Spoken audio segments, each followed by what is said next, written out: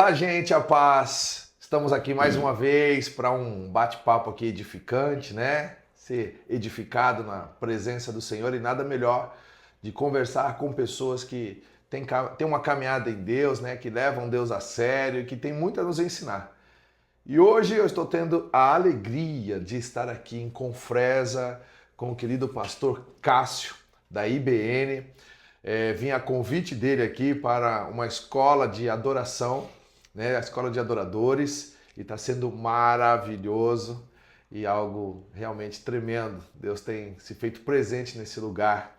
E hoje todos nós teremos a oportunidade de conhecer um pouquinho mais também sobre a vida do pastor Cássio, um homem que tem construído a sua vida em Deus, e eu creio que o que ele irá compartilhar hoje, da sua trajetória, da sua caminhada em Deus, vai nos abençoar muito. Então, fica ligadinho, não esqueça de compartilhar, curtir, comentar, e para que esse vídeo também possa alcançar um número maior de pessoas e edificar outras pessoas também. Tá bom, gente? Glória a Deus! Olá, pastor Cássio, a paz, querido, que alegria estar aqui com você, uma honra, né, receber esse convite aqui para participar do encontro de adoradores aqui, né, a escola de adoradores. Então, Davi, né? Paz, né? Para nós é um prazer receber você, sua família, aqui em nossa igreja. A escola de adoração, né? A escola de adoradores, foi um motivo para que você estivesse aqui nos abençoando através de Deus, né? Abençoando as nossas vidas.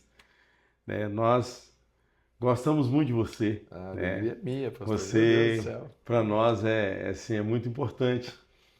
E assim, a igreja já esperava, né? Esperava ansiosa. Eu mesmo estava com as mãos já suando nos últimos dias, falando, esse povo não chega e tal. Imagina Né? como esse povo é querido aqui, gente.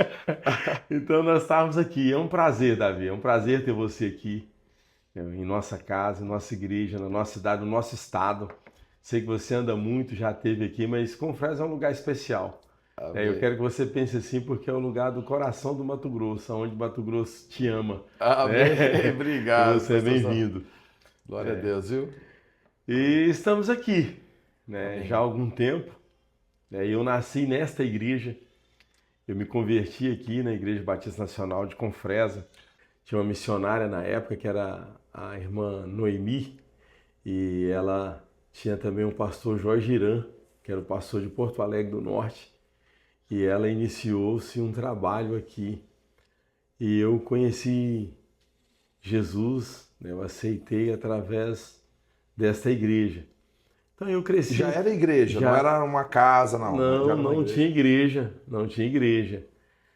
Nós começamos aliás, eles, né, começaram na casa do irmão Benedito. E com o tempo o irmão Benedito veio a óbito. E a irmã Vilarinda, por estar só, né, com os filhos, só com os filhos, né? E aí ela nos impulsionou a fazermos os cultos de casa em casa. Era a mais experiente que tinha, na realidade. Era a irmã Vilarinda. Ela já era avançada mais de idade. Isso tem quanto tempo, mais ou menos, pastor? Isso vai ter uns 30 anos, 30 né? anos atrás. Ou mais um pouquinho, né? Aham. Porque foi quando eu cheguei, eles estavam nessa transição. E aí nós começamos a fazer o trabalho, os cultos de casa em casa, e a igreja foi crescendo. Aí foi quando entrou, na realidade, a administração da irmã Noemi e de alguns irmãos da época, que construíram o primeiro templo nesse local mesmo. Aqui mesmo eles construíram.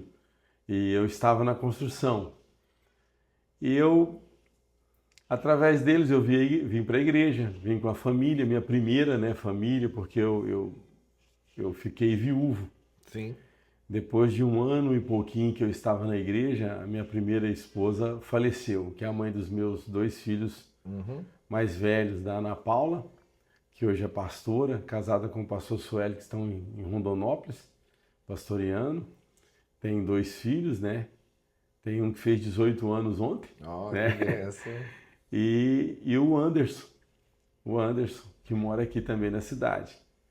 Aí quando ela morreu, nós já estávamos à frente do trabalho como diácono, que depois da construção da igreja, a irmã Noemi voltou para sua cidade de origem, que é Luciara. Certo. E aí eu passei mais de 2 anos solteiro. Aí casei novamente com a pastora Alessandra, que me deu mais 2 filhos, né? 2 filhas, que é a Emanuela e a Ana Clara, a qual Ana você Clara, conhece, que que você está aqui nos auxiliando aqui. A nossa cameraman. A Ana Clara é a dos contatos, é minha secretária, né? A Ana Clara, ela está sempre comigo na igreja, né? Ministra no louvor, prega e nos auxilia nas demais coisas, né? A Ana Clara é a nossa caçulinha. Sim, entendeu? sim. E então eu tive mais as 2 filhas com a pastora Alessandra. E aí, nesse período todo, eu vim fazendo seminário aqui mesmo, né? Eu viajava e voltava, viajava e voltava. E o Seminário Batista Nacional, que é o STEMAT. E me formei e eu fui ordenado em 2000, No ano 2000. que foi quando eu casei, né? Meu pastor, o pastor Oswaldo, e eu, às vezes eu queria ordenança. Ele é vivo? É vivo. Vivo, O pastor Oswaldo é uma rocha.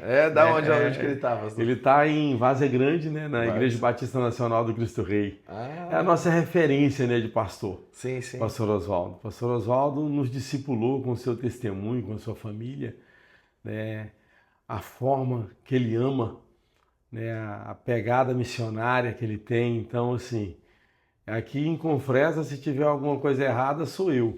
Mas o que deu certo foi o pastor Oswaldo. Né? Então, o pastor Oswaldo realmente assim, é uma pessoa admirável. Sim. Você vai ter oportunidade um dia de Vai ser conhecê-lo. uma honra conhecer entendeu? o pastor aí, em nome de Jesus. E aí ele sempre falava para mim, você precisa casar, menino, precisa casar, como é que vai ficar na igreja sem casar e tal. E eu não sei se era beleza que era demais, mas não foi fácil. Então eu passei quase 2 anos né, orando muito. E aí acho que a pastora Alessandra orou pouco. Né, Deus deve ter turvado as vistas dela. Você orou mais que ela, então. Orei mais que ela. E aí nós nos casamos. E tivemos essas 2 filhas e fui ordenado em 2000. E nós temos cuidado do trabalho. Né? Temos cuidado do trabalho, cuidado da regional. Hoje aqui na regional eu sou um dos pastores mais velhos. Na realidade eu sou o pastor mais velho da cidade, porque eu nunca saí daqui. Certo. Tem pastor mais velho de idade, mas eu sou o pastor mais velho de cidade. De tempo de ministério também. De tempo de ministério aqui na cidade. E Deus tem me honrado, sabe? Tem cuidado de mim, né? Tem sarado as minhas feridas, colocado azeite. Deus tem trago uma alegria de espírito muito grande no meu coração. Eu amo esse lugar. Amém. Amo Confresa, eu sou apaixonado por Confresa. Que legal. Me sinto filho de Confresa, eu já vou para 40 anos aqui nesse lugar. Olha só.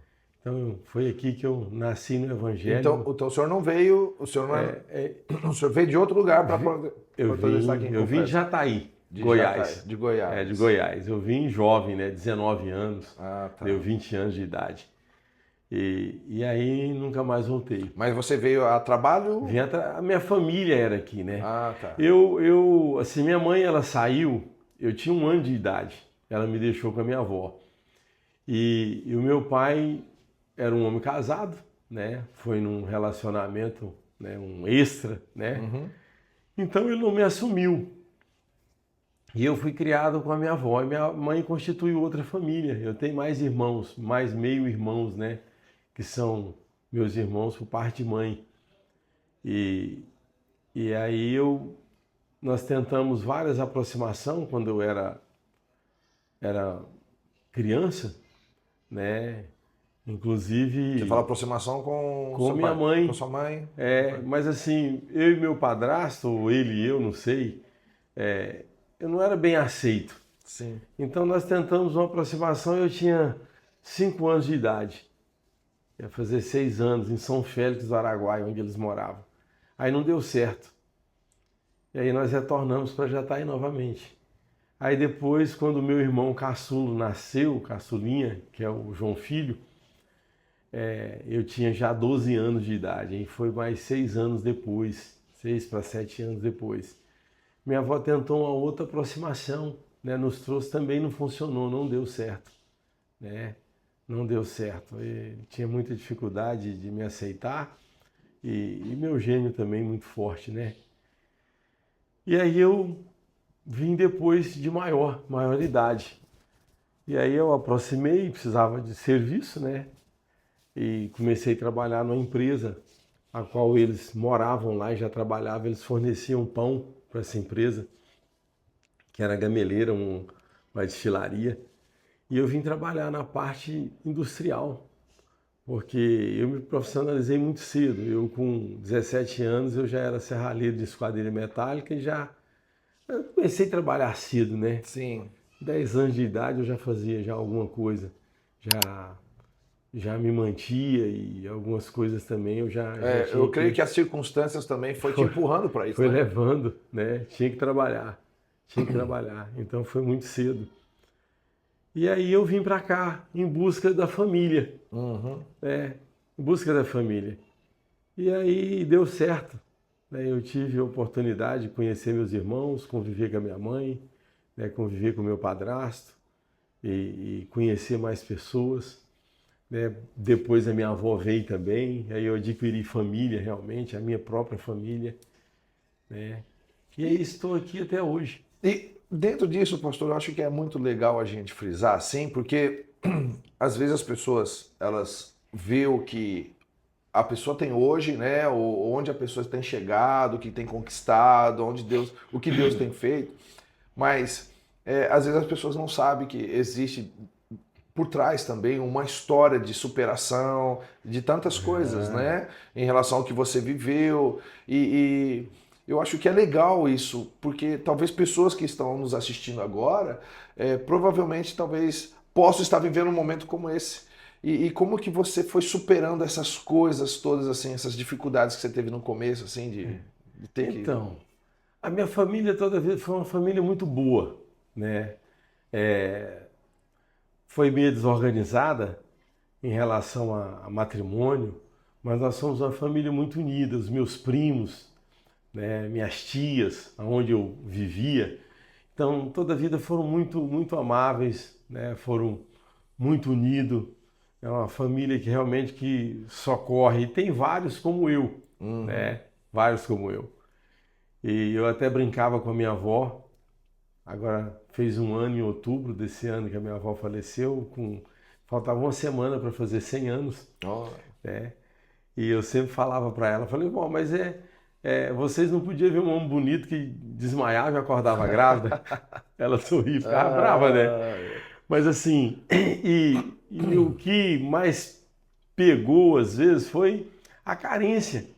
A carência de pai, a carência de uma família estruturada, mas pelo fato da nossa família ser uma família unida, uma família boa, prestativa, e minhas tias, os meus tios, toda a vida foram pessoas de muito trabalho. Então nós aprendemos a trabalhar muito cedo. A minha avó, uma guerreira, né? Isso me ajudou muito, mas foi muito difícil. Muito difícil porque a falta de pai, a falta de mãe.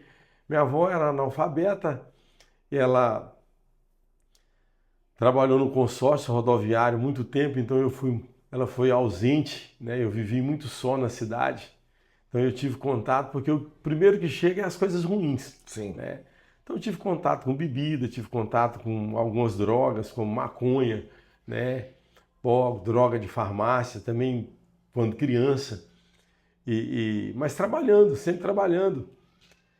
E essa ausência, na realidade, ela causa muita dependência, né? E as pessoas buscam em vários lugares. E quando eu vim, que eu estive aqui com a minha família, né, minha mãe, meus irmãos, eu me aproximei mais, porque minha mãe ela já era evangélica. Embora eu sendo muito católico, minha mãe ela já era evangélica, meus irmãos já eram evangélicos. Então assim, eu vi um choque, né, de cultura, Hum. né?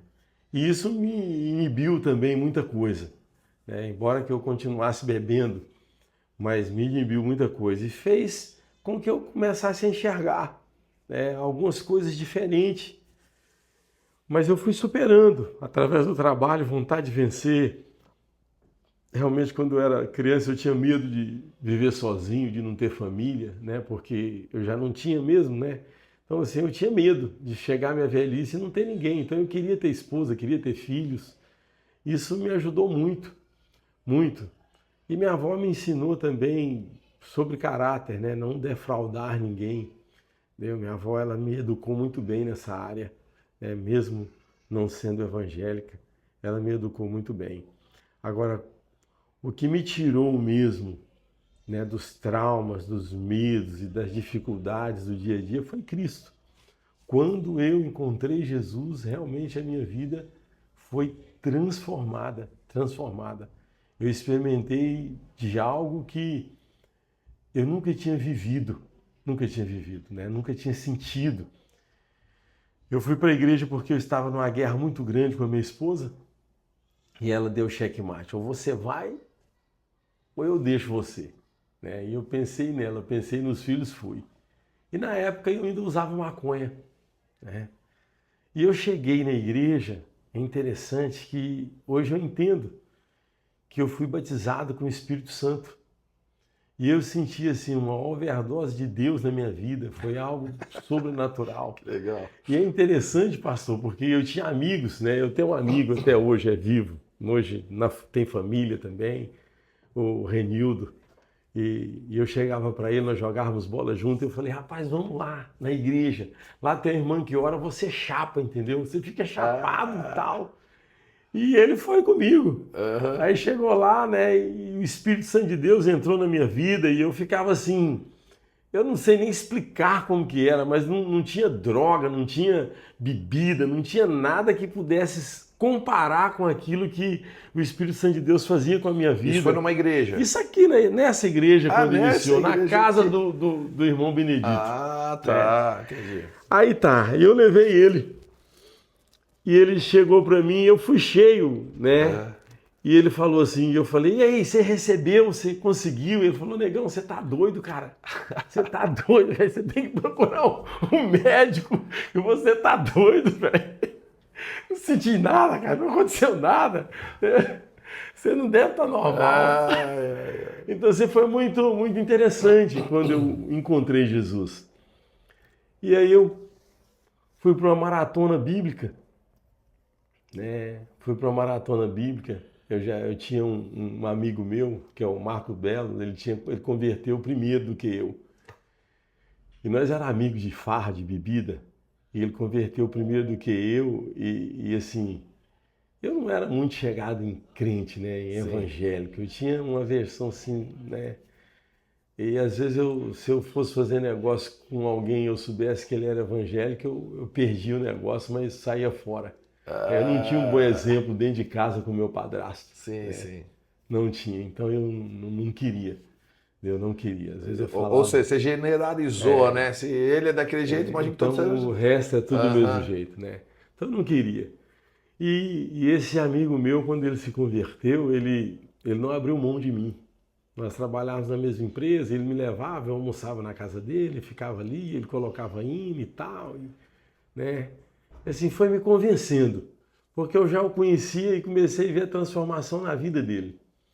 E aí foi quando eu cheguei, né, para minha esposa e falei, não, eu vou ser, mas eu não queria ser crente da igreja da minha mãe, por causa do meu padrasto. E aí ela já tinha escolhido a igreja. Eu falei, não, então vamos lá, e logo eu saio fora desse negócio, né? E aí foi o que aconteceu. O Espírito Santo de Deus veio e me pegou numa intensidade tão grande, transformou minha vida, né? E pouco tempo, eu digo pouco tempo, ela veio a óbito, como eu já disse. E aí eu pensei, não, amanhã chega um pastor, depois chega um pastor, nunca chegou, né? Até hoje nunca chegou. Nós já formamos aqui, acho que bem uns 50, né, no seminário, mas nunca chegou ninguém. E agora também eu já nem tenho pressa mais, nem tem mais para onde ir, né? Vou ficando por aqui até Deus ver o que ele faz. Então, há quanto tempo o senhor está aqui no ministério, aqui, assumiu? Eu estou aqui, eu fui ordenado em 2000, mas eu estou aqui, eu creio que 29 anos, 28, 29 anos. Por aí, né? Mas que já estava à frente, assim, mas sem ter a... eu não era pastor, né? Mas quando eu fui... É o vice-moderador, né, que o pessoal fala. É, o vice-moderador. Quando eu fui cheio do Espírito Santo, eu era amaziado. E Com 3 meses, mais ou menos, eu estava casado, batizado nas águas e já estava servindo. Servindo. Ó, Como eu já tinha aquele espírito assim meio né, de loucura, eu chegava na igreja, os irmãos estavam construindo, se faltasse uma enxada, eu misturava a massa no pé. Acelerado, né? Eu misturava aquilo ali com a mão e não queria saber. Então, eu assim, 220 por hora. 220 por hora. O desejo de fazer as coisas para Deus era muito grande, toda a vida, né? Foi muito grande. Então eu me entreguei numa intensidade. Eu nunca esperava que eu seria um pastor, né? Isso aí os irmãos falavam, não, mas eu já comecei a servir desde o dia que eu cheguei na igreja. Sim. Né? Eu já comecei a servir. Muito interessante. Eu lembro quando eu fui num culto em Porto Alegre, nós saímos daqui em cima de um caminhão. E quando chegou lá, o pastor Aguimar, que era de Barra do Garça, que veio, né, celebrar o culto e conhecer os irmãos também e tal. Nós estávamos já membrando nessa igreja como Batista Renovada e nós não tínhamos identidade, né, mesmo. Nós éramos batistas, mas éramos batistas. Isso é o que eu entendo, né, quando eu cheguei na época. Aí nós estávamos membrando na Convenção Nacional. Aí o pastor falou para a missionária, falou assim, olha, aquele neguinho lá, eu era magrinho, né? Aquele neguinho lá vai ser o pastor da igreja, Deus me revelou. Aí ela me falou, eu falei, rapaz, esse negócio de Deus me revelar, né? Eu novo convertido, falei assim, ela só pode estar viajando. Foi ver você. Onde é que eu nunca vou ser pastor? Eu falei, não é para mim esse negócio, né? Mas aí Deus foi trabalhando e aqui estou. Né? Glória a Deus. Aqui estou. Glória a Deus. Já esse tempo. Que bênção, né? Que trabalho lindo aqui. O senhor falou sobre Confresa, né? A Confresa hoje tem a população aproximadamente de... Hoje, assim, a Confresa cresce por hora, não é por dia. Então, eu creio que Confresa hoje, acho que se brincar, ela já está quase uns 40, né? Se não já estiver passando, né? Uns 40 mil habitantes. 40 mil habitantes. E a renda da cidade aqui seria mais agricultura mesmo? Hoje, o forte está a agricultura. Nós começamos... Aqui era pecuária, a agricultura nossa era banana, né? O que trouxe o pessoal, na realidade, foi o cultivo da cana, né? Cana de açúcar, que foi para fazer o álcool. Nós tínhamos destilaria. Aí depois veio a colonização, realmente, dos imigrantes, sem ser os sulistas, porque os primeiros que vieram foram lá de São Paulo, né? Foi a Silvana, alguns nordestinos, né? E o pessoal daqui mesmo. Aí, em seguida, para colonizar, veio o pessoal do sul, que já a Silvana vendeu a terra para eles, né? Aí eles foram os pioneiros, na realidade, da colonização. E não os pioneiros da região. Né? A região aqui já era antiga, antes dele, antes do pessoal do sul. E aí, em seguida, veio o pessoal que estavam trabalhando e de alguns outros estados, que pelo trabalho do INCRA, eles vieram, foram assentados, muitos vieram, invadiram terras que estavam desocupadas, né? Sim. E outros foram assentados pelo INCRA. E a região foi crescendo, então era banana. Banana teve um foco muito grande, né, da banana. Aí depois da banana veio a pecuária. A pecuária também foi muito forte, até hoje é significativo, forte, né? muito forte a pecuária. Agora tem a agricultura. A soja chegou, né? O grão. Banana foi embora, A banana foi embora. Época e cana. Banana e cana. A cana foi um pouco mais depois. Uhum. Né? A mudança de governo. Não a mudança de governo. Quando entrou, na realidade, teve uma época que o PT assumiu. Eu creio que no segundo mandato do Lula, para o primeiro da Dilma, muitas usinas foram fechadas. E, inclusive, aqui da região. Muito processo trabalhista, né, impostos demais, e ficou inviável. Inviável. E o pessoal daqui fechou, né, não conseguiu. Fechou. E ela foi vendida depois de um tempo, e hoje ela tem soja nela, né? Sim. Tem soja nela. Mas ela já foi mais, não lembro a data certinha, mas já foi bem mais recente. Então ela perdurou a usina aí de um tempo. Aí a pecuária já estava consolidada. Quando a usina fechou, a pecuária já estava consolidada, já tinha muitas outras coisas. Aí veio a indústria que foi o frigorífico depois de um tempo, né? E agora veio o grão. Sim. Veio o grão. Já tem muito secador, a região toda, né? Muita produção. É uma região riquíssima, pastor, riquíssima nessa área. A primeira vez que eu vim para cá, né, primeiro foi em Vila Rica ali, depois eu pude visitar aqui o senhor também aqui, né, conhecer aqui a igreja, mas eu fiquei surpreso realmente, né, com a extensão de terras, de plantações, até a questão mesmo do gado, essas coisas todas, né, e realmente um lugar muito abençoado, né. Eu vi que o Brasil é uma nação muito rica, pastorzão. Próspera. Muito Próspera. rica, próspera. O Brasil é uma nação muito abençoada por Deus, né. E eu fico imaginando assim, bom, o senhor andou muito mais do que eu, fora do país, né? Mas eu posso dizer assim, nós que conhecemos alguns lugares, são lugares que tem pouco, né? E eles fazem muito, e nós temos muito e faz pouco. Fazemos isso pouco. mesmo, é isso É mesmo. um contraste muito grande, porque nós chegamos em alguns lugares que eles vivem praticamente com o que sobra, com o que desperdiça nosso aqui. E vive bem melhor, Sim, né? Com aquilo que é o desperdício nosso, falando na área da agricultura, o que desperdiça no Brasil é o que eles sobrevivem lá, né? E vive melhor do que nós, que temos muito aqui. quando a Bíblia fala que por falta de conhecimento o meu povo perecerá, é em todos os aspectos, Todos os né? Então, aspectos. por exemplo, dentro disso que o senhor está falando, pelo fato da gente andar em algumas nações, então existem coisas aqui que o brasileiro não faz noção do que se tem em outra nação em questão de avanço tecnológico, sabe? De onde aquelas pessoas já têm de recursos que o brasileiro não sabe, está conformado, né? A mente está meio cauterizada, né? E acha que aquilo já é o ápice das coisas. Não, existe muito mais, né?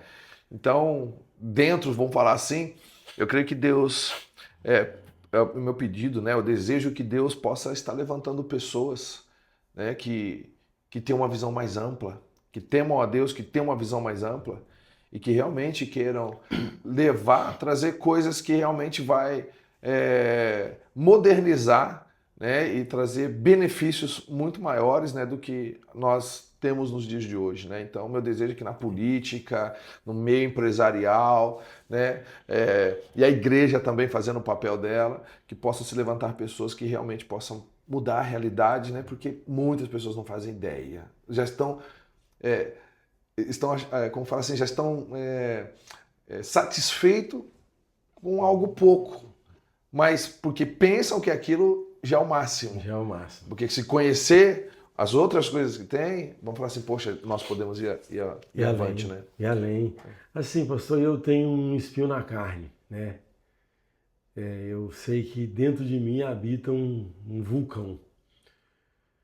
E hoje eu oro para que ele fique adormecido, porque assim, eu não sei, eu não vim para morrer parado. Essa é a verdade. Eu vim com luta. Quando eu nasci, houve não sei se é pandemia, eu sei que morreu mais de 1 milhão de pessoas quando eu nasci. Então assim, eu já sou vitorioso, como esses que nasceram agora no período do Covid, né? Como aqueles que nasceram na gripe espanhola, né? Então, eu já sou vencedor, tá? Eu já sou vencedor. E eu oro todos os dias para que haja mudança realmente de mentalidade naqueles que governam. Mas eu oro também para que as pessoas se governem. Porque quando a sociedade entender que ele é o governo, que a questão é a mentalidade dele que o leva a esse nível, né? As coisas mudam. Mudam. Porque nós temos que lutar. Na minha vida tinha tudo para dar errado. Um filho sem pai, sem mãe, criado com avó, sem estrutura nenhuma, que passava 60, 90 dias fora, e ele na cidade, na casa dos tios, ou outra hora sozinho em casa, ou com outro Buscando alguém que pudesse acolher, né? da mesma idade. Da mesma idade. Eu me lembro que eu tinha uma vizinha, a dona Fia, comadre da minha avó, que ela fez o uniforme para mim ir para a escola, e ela fez 2, eu tinha que chegar lá, dar o uniforme para ela lavar, para me vestir no outro dia e vestir minha roupa, porque minha avó não fazia presente, então ela me dava comida, né? Lavava minha roupa, ela era costureira, ela fazia o uniforme, né? Para mim foi incrível aquela mulher na minha vida, incrível a família dela, né? Pela aliança que ela tinha com a minha avó. Então assim, eu aprendi a lutar muito cedo. E hoje no Brasil nós precisamos de pessoas que entendam que eles precisam se libertar. É isso aí. Se libertar. A palavra é essa mesmo. Eles precisam se libertar. Nós, como nação, precisamos nos libertar de todo julgo. Eu não estou aqui condenando partido A, partido B, Sim. fulano, beltrano, ciclano. Não é essa a minha condenação, porque até eles precisam de se libertar. Sim. Se libertar, né? Agora, recente, nós tivemos aí o óbito ele foi presidente dos Estados Unidos, fugiu o nome dele agora. Estou tentando lembrar. Morreu com 100 anos, né? E uma das coisas que me chamou muita atenção, porque ele era um colono, plantador de amendoim, entendeu? E ele resolveu doar a vida dele para a vida pública. Ele se tornou presidente dos Estados Unidos. E ele nunca abriu mão de dar aula na escola bíblica. Olha só. Nunca abriu mão. E uma vez chegou um pastor negro na igreja. As pessoas não queriam aceitar porque ele era negro. E ele levantou e disse assim, olha, então eu não fico nesta igreja. Né?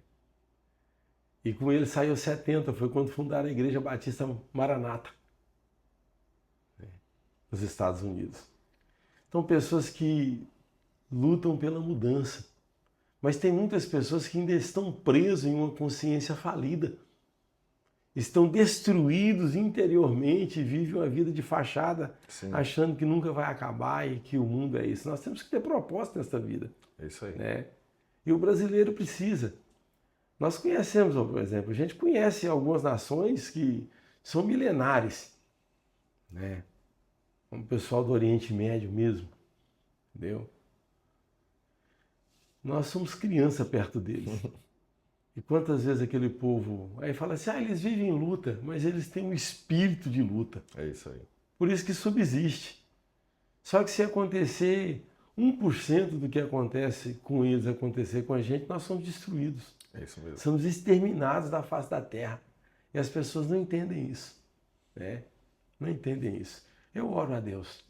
Amém. Eu oro Amém. a Deus para que o Brasil se desperte, seja liberto e seja avivado. Né? Que se caiam as escamas dos olhos, né? Que os ouvidos venham se abrir, porque as pessoas ainda estão presas elas estão valorizando algo que não vai trazer crescimento para a vida delas, sabe? Eu, por exemplo, na área musical, pastor, por exemplo, assim, né? A gente sabe que existem canções que não vai levar a pessoa para lugar nenhum, é só para a pessoa caminhar para trás. E ela pensa que ela tá, não, eu tô arrebentando, sabe? Mas não tá vendo que tá se autodestruindo, não tá vendo que não tá tendo conhecimento, não tá tendo crescimento intelectual, sabe? Então, a gente vê isso, então que Deus possa realmente se mover em nossa nação e trazer um derramar do Espírito e também uma ativação na vida das pessoas para que elas possam acordar.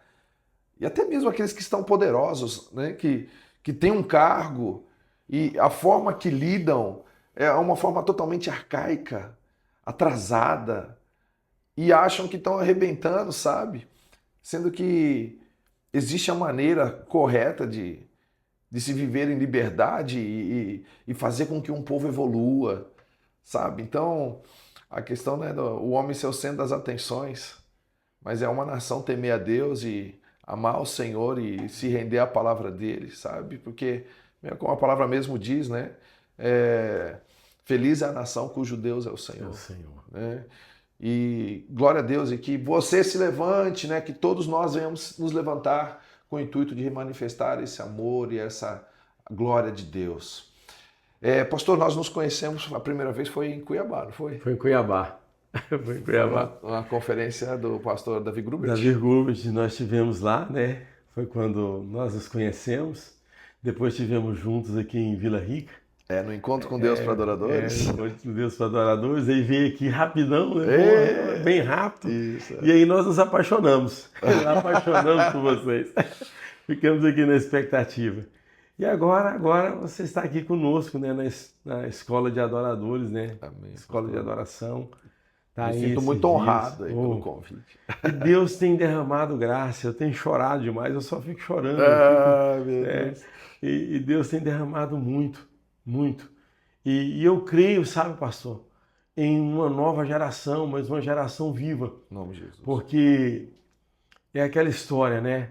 A nossa nação, ela foi invadida por um cavalo de Troia. Uhum. E hoje nós estamos vendo saindo, né, desse cavalo de Troia e na área da política, na área administrativa, na área eclesiástica, muitos inimigos e destruindo a nossa nação, destruindo as nossas crianças, destruindo os altares de Deus, né?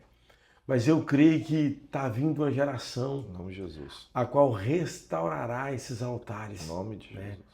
Na área da arte, na área da música, na área administrativa, na vida política.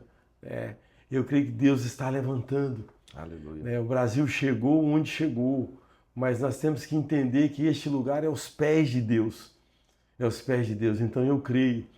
Quando eu estava conversando com a Ana, sugerimos a sua vinda, a vinda do Ricardo, e que tivéssemos realmente uma escola de adoração.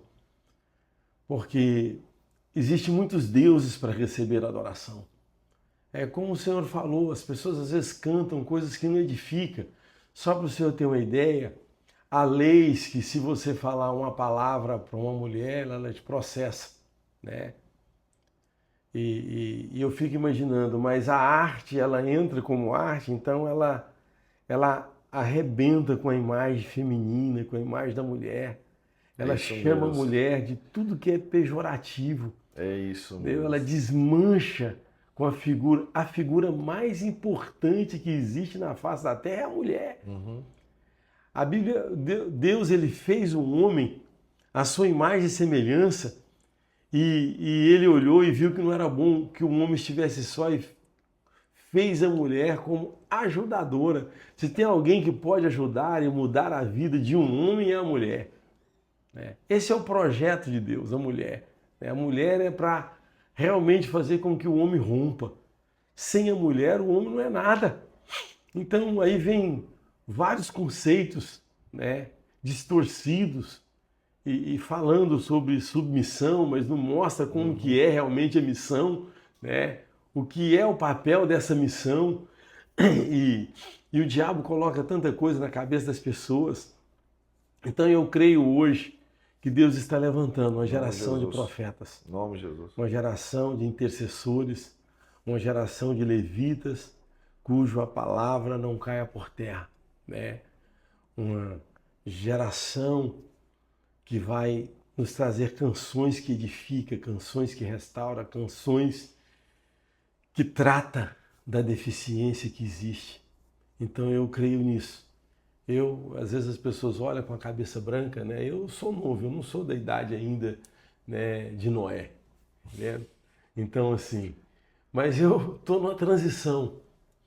Eu estou vivendo o que Daniel viveu, né? Eu estou vivendo o que Daniel viveu, transição de governos, né, de pessoas, de profetas e assim sucessivamente. E eu estou crendo que eu vou ver ainda. Amém. O Brasil liberto. Em nome de Jesus. Uma nação sarada. e um povo cheio do Espírito Santo. Em nome de Jesus. Porque é promessa de Deus Amém. que Ele derramaria nos últimos dias o seu Espírito sobre toda a carne. Então eu creio que todos serão alcançados Em nome de Jesus. pelo Espírito de Deus. Em nome de Jesus. Embora não aceite Ele, mas vão sentir a manifestação de Deus sobre a sua vida. Eu creio nisso. Em nome de Eu Jesus. creio. Eu creio que pela misericórdia de Deus, Deus tem olhado para essa nação aqui, pastor, sabe? Porque a Bíblia fala onde abundou o pecado, superabundou a graça. Sabe? Então, eu não sei se, eu acho que pode contar no dedo, assim, né? Quais são as nações que você pode chegar e você vai encontrar louvores sendo tocado em comércios e em tantos outros ambientes, né? Gabinetes médicos, né? Odontológicos e aquelas coisas todas. E isso é uma coisa muito rara de se acontecer. O Brasil, Deus tem algo com essa nação, mas eu creio que para que isso possa avançar, nós precisamos alinhar o propósito, o coração com o coração de Deus, para que não sejamos apenas usados, mas acima de tudo aprovados por Ele, sabe? Acho que o mais importante de tudo é falar assim, Deus, eu quero ser aprovado por Ti naquilo que eu faço. Então eu creio que Deus, Ele tem planos para essa nação e eu e você, nós fazemos parte disso, querido. Então, diga assim, a voz do Senhor, em nome do Senhor Jesus. Pastorzão, o senhor queria deixar alguma mensagem aí para o povo aí que está nos assistindo, né? Esse povo maravilhoso. Eu tenho um versículo que me acompanha desde quando foi um dos primeiros versículos que eu aprendi, né? Que é Jó. Jó 42, 1 e 2, que diz assim, bem sei que tudo podes e nenhum dos seus planos pode ser frustrado. Então você é plano de Deus, não há frustração na sua vida. Venha fazer parte, né? Venha fazer parte daqueles que são vitoriosos, venha fazer parte daqueles que têm a marca do sangue de Cristo sobre a sua vida, venha fazer parte daqueles que herdarão o céu por herança. Bem sei que tudo podes e nenhum dos seus planos pode ser frustrado. Os planos de Deus nunca serão frustrados e você faz parte dele. Então venha fazer parte de tudo isso. Aleluia. Glória a Deus. Bênção pura, pastor. Eu agradeço. Mas antes de nós encerrarmos, mais uma vez, gente, compartilhe, comente, né? Deixa Deus te usar aí, né? Dá o seu like aí. E eu gostaria que o pastor fizesse uma oração para abençoar esse povo aí também, em nome de Jesus. Pai de graça e de infinita bondade, aqueles que nos ouvem, nos assistem agora, ou que virão mais tarde, que o Senhor os alcance a cada um, alcance a cada lar, cada vida que adentrar, Senhor, essa mensagem. Nós abençoamos, ó Deus, essas vidas. Abençoamos também, ó Deus, a nossa nação. Abençoamos, ó Deus, o nosso país. Que a graça do Senhor seja derramada sobre ele. Nós blindamos, ó Deus, a nossa nação de toda investida do inferno. Em nome de Jesus. Proteja, Jesus, as nossas crianças. Ó Espírito Santo de Deus. Que o Senhor possa, Pai, cuidar de nós como tem cuidado. Guarda-nos como a menina dos seus olhos e nos torna, Senhor, invisíveis aos olhos do diabo. Que o Senhor nos proteja, no nome de Jesus. Deus te abençoe. Amém. Glória a Deus. Só mais uma pergunta, pastor. Bem objetivo. O que é Jesus para você? Jesus para mim, pastor, essa pergunta bem objetiva, eu falaria aqui o resto da minha vida, né, o terminar do meu fôlego, porque ele é mais que tudo. Ele é, né? Mais que tudo. É isso aí. Mais que tudo. Mais que tudo. Gente, vocês podem ver que todas as vezes eu pergunto isso para os entrevistados, né? E todos eles têm uma expressão profunda em relação a Jesus. E se você ainda não entregou sua vida a Cristo, você não sabe o que você está perdendo. Né? Porque Jesus é aquele que dá sentido para todas as coisas. Né? Você se conecta com aquele que te criou e vive em um relacionamento íntimo com ele. E assim todas as coisas farão sentido. Deus abençoe, gente. Beijo para todos. Valeu mais uma vez, pastor. Obrigado. Fiquem na paz. Amém. Tchau, Deus tchau. abençoe. Tchau, tchau.